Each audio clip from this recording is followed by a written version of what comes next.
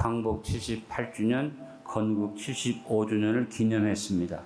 우리는 언제나 광복의 감격을 잃지 않아야 하겠습니다. 제일 중요한 건 우리 땅, 우리의 영토가 일본에게 빼앗겼는데 하나님이 그 땅을 회복시켜 주셔서 자손 대대로 이것을 우리가 기억하고 이 땅을 지켜나가야만 할 줄 압니다. 나라를 잃고 영토를 빼앗긴 민족의 슬픔과 한을 생각하며 우리 땅, 우리 영토에 대한 소중함을 깊이 인식하는 저와 여러분 되어주길 바랍니다. 39년 전에 하나님은 이 포항의 영혼들이 자기의 영적 영토를 잃고 신음하는 것을 긍휼히 여기시고 우리 모두에게 하나님의 땅을 회복시키려고 안디옥 교회를 세워주셨습니다. 이 안디옥 교회를 통해서 39년 동안 하나님이 하나님의 땅을 회복해서 여러분에게 여호와의 땅을 소유하는 백성으로 세워주신 줄로 믿습니다. 오늘 본문 말씀 요엘 선지자를 통해서 선포된 회복의 보장 언약입니다. 그런데 가장 핵심적인 내용은 여호와의 땅을 소유하라는 선포입니다. 여러분 무엇보다 하나님의 자녀로서 더 많은 땅, 더 넓은 여호와의 땅을 소유하는 복된 성도들로 서게 되시기를 축원합니다. 여호와 하나님이 내리시는 재앙의 무서움을 깨닫는 자가 되어야만 합니다. 하나님은 타락한 이스라엘 백성들에게 요엘 선지자를 통해서 재앙을 먼저 선포하셨습니다. 여러분 우리가 하나님의 은혜를 입은 백성인데 우리가 은혜를 입은 사람으로서 은혜 입었다는 것만 생각하지 말고 재앙의 무서움을 깨닫고 하나님 앞에 은혜를 입은 나도 잘못 살면 무서운 일이 온다는 것을 깨닫고 여러분 재앙의 두려움을 알고 설 수 있기를 간절히 바랍니다.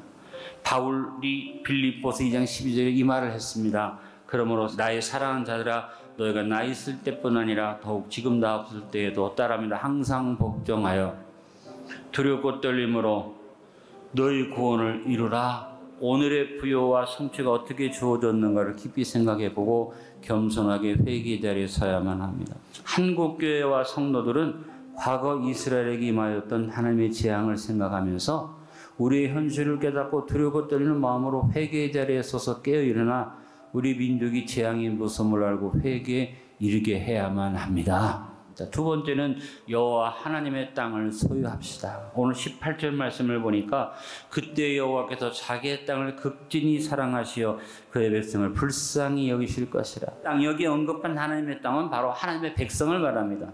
하나님의 백성들을 자신의 땅 하나님의 소유로 여기시고 극진히 사랑하신다는 것입니다.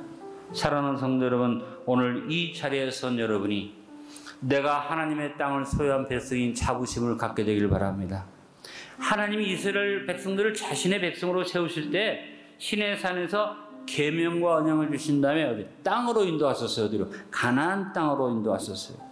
보트피플이라는 그런 얘기를 들은 적이 있죠. 나라를 잃고 헤매는 난민들을 가리킵니다. 특히 베트남이 멸망하고 베트남 사람들이 동남아와 전 세계를 떠돌아다닐 때 그들을 보트피플이라고 했습니다. 영토가 없는 백성, 슬픈 백성. 우리도 과거에 영토를 일본에게 36년 동안 빼앗기고 피나는 눈물의 고통의 시간을 가졌습니다. 영적으로도 생각합시다. 백성은 자기 터전, 자신의 땅이 있어야만 합니다. 우리가 하나님의 백성이라면 하나님의 영토가 있어야만 합니다. 하나님의 말씀이 바로 믿는 백성들이 영토와 같습니다. 하나님의 이름 자체가 언약의 하나님이에요. 성도의 영토는 하나님의 약속입니다. 말씀입니다. 하나님의 약속하신 땅, 가나안 땅을 실제적으로 드러나는 것도 필요합니다만 그 땅을 먼저 심령으로 정복하라고 하나님께서 여호수아에게 먼저 말씀하십니다. 여호수아서 1장 8절에 이 율법책을 내 입에서 떠나지 말게 하며 주야로 그것을 묵상하여 그 안에 기록된 대로 다 지켜 행하라. 그리하면 내 길이 평탄하게 될 것이며 내가 형통하리라. 가나안 땅에 들어가기 전에 먼저 네 심령에 말씀의 영토를 정복하라고 여호수아에게 한 말씀하셨어요. 그래서 다윗은 시편 1편 2절에서 우리가 잘 아는 말씀을 하랍니다. 따라합니다. 복 있는 사람은 오직 여호와의 율법을 즐거워하여 그 율법을 주야로 묵상하는 자로다. 사도 요한도 요한계시록 1장 3절에 이 예언의 말씀을 읽는 자와 듣는 자와 그 가운데 기록한 것을 지키는 자가 복이 있다니 때가 가까움이라. 뭘 말합니까? 말씀의 땅, 말씀의 영토를 가진 자가 되라고 말씀했습니다. 오늘 18절에 하신 말씀 다시 한번 말씀드립니다. 여호와께서 뭘 사랑하시냐? 자기의 땅을 극진히 사랑하신다. 개역 성경에서는 더 의미 있는 말을 했습니다. 자기의 땅을 향하여 중심이 뜨거우시다. 18절에 사용된 극진한 사랑, 중심이 뜨거운 사랑이 히브리 말로 카네라는 말인데 시기한다는 의미를 가지고 있습니다. 하나님이 시기할 만큼 이런 표현을 쓰실 만큼 백성들을 너무너무 사랑하시는데 하나님 이외에 다른 것을 소유하면 시기하신다는 거죠. 우리 심령이 말씀으로 정복되어서 우리 마음속에 한 영토가 이루어지게 합시다. 로마서 12장 2절 이 세대를 본받지 말고 마음을 새롭게 함으로 변화를 받아 하나님의 선하시고 기뻐하시고 온전한 뜻이 무엇인지 분별하도록 하라. 에베소서 5장 16절로 17절에 세월을 아끼라 때가 악하니라. 그럼 어리석은 자가 되지 말고 단 오직 주의 뜻이 무엇인지 이해하라.